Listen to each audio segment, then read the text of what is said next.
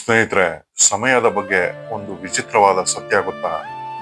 Love Tzu ಅನ್ನೋ ಒಬ್ಬ ಚೀನಾದ ತತ್ವಜ್ಞಾನಿ 2,500 ವರ್ಷದ ಹಿಂದೆ ಹೇಳಿದ್ದ. ಏನ್ ಗೊತ್ತಾ? ಜೀವನದಲ್ಲಿ ಏನೇನ್ ನಡೆಯುತ್ತೆ ಅದೆಲ್ಲ ಸಮಯದ ನದಿಯಲ್ಲಿ ಹರ್ಕೊಂಡು ಹೊರಟೋಗತ್ತೆ. ಆ ನದಿ ಜೊತೆ ಯಾರು ಈಜ್ಕೊಂಡು ಹೋಗ್ತಾರೆ ಅವನು ಆರಾಮಾಗಿರ್ತಾನೆ. ಜೀವನದಲ್ಲಿ ಬಂದಿದ್ದನ್ನೆಲ್ಲ ಸ್ವೀಕರಿಸ್ತಾನೆ ಮತ್ತು ಗೆಲ್ತಾನೆ. ಆ ನದಿಯ ವಿರುದ್ಧ ದಿಕ್ಕಿನಲ್ಲಿ ಯಾರು ಹೋಗ್ತಾನೆ ಅವನಿಗೆ ಸಿಗೋದು ಬರೀ ನೋವು. ಅದ್ರ ಅರ್ಥ ಏನು ಅಂದ್ರೆ, ನಮಗ್ ಜೀವನದಲ್ಲಿ ಏನೇನ್ ಸವಾಲ್ಗಳು ಬರುತ್ತೆ ಅದನ್ನ ನಾವು ಮೊದಲನೇದಾಗಿ ಸ್ವೀಕರಿಸ್ಬೇಕು ಅಂತ ಹೇಳ್ತಾನ ಅವನು. ಅದ್ರ ಜೊತೆಗೆ ನಾವು ಜೀವನ ನಡೆಸ್ಬೇಕು.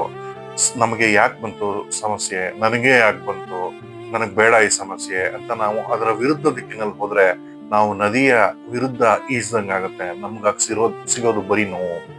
ಸ್ವಲ್ಪ ಯೋಚನೆ ಮಾಡಿ. 5 ವರ್ಷದ ಹಿಂದೆ ನೀವ್ ಯಾವ್ದಕ್ ತುಂಬಾ ತಲೆ ಕೆಡಿಸ್ಕೊಂಡಿದ್ರೆ ಇವತ್ತು ಅದ್ ಮ್ಯಾಟರ್ ಆಗತ್ತಾ? ಬಹುಶಃ ನಿಮಗ್ ನೆನಪು ಇರಲ್ಲ.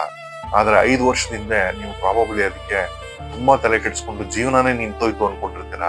ಅದ್ ಹಾಗೇನೆ. ಇವತ್ ಏನೋ ಒಂದ್ ಸಮಸ್ಯೆ ಇರುತ್ತೆ, ಇನ್ 2 ವರ್ಷ ಆದ್ಮೇಲೆ ಅದಕ್ಕೆ ಏನ್ ಮಹತ್ವನೂ ಇರಲ್ಲ. ಈ ಸಮಯ ಅನ್ನೋದು ಯಾವತ್ತೂ ನಿಲ್ಲಲ್ಲ. ಆದ್ರೆ ಒಂದು ದಿನ ಎಲ್ಲ ನಿಲ್ಲಿಸ್ಬಿಡತ್ ನಮ್ಗೆ. ಆ ದಿನ ಬರಕ್ಕಿಂತ ಮುಂಚೆ ನಾವು ನಮ್ಮ ಜೀವನನ ಸಂತೃಪ್ತವಾಗಿ ನಡೆಸ್ಬೇಕು.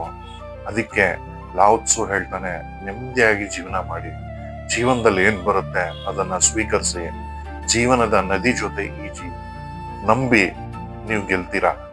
ಎಲ್ಲಾ ಸಮಸ್ಯೆಗಳಿಗೂ ಸಮಯ ಅನ್ನೋದಕ್ಕೊಂದು ಪರಿಹಾರ ಕೊಡುತ್ತೆ. ಸಮಯಕ್ಕೆ ಪರಿಹಾರ ಕೊಡೋ ಶಕ್ತಿ ಇದೆ. ನಾವು ಆತ್ಮವಿಶ್ವಾಸದಿಂದ ಬದುಕ್ಬೇಕಷ್ಟೇ.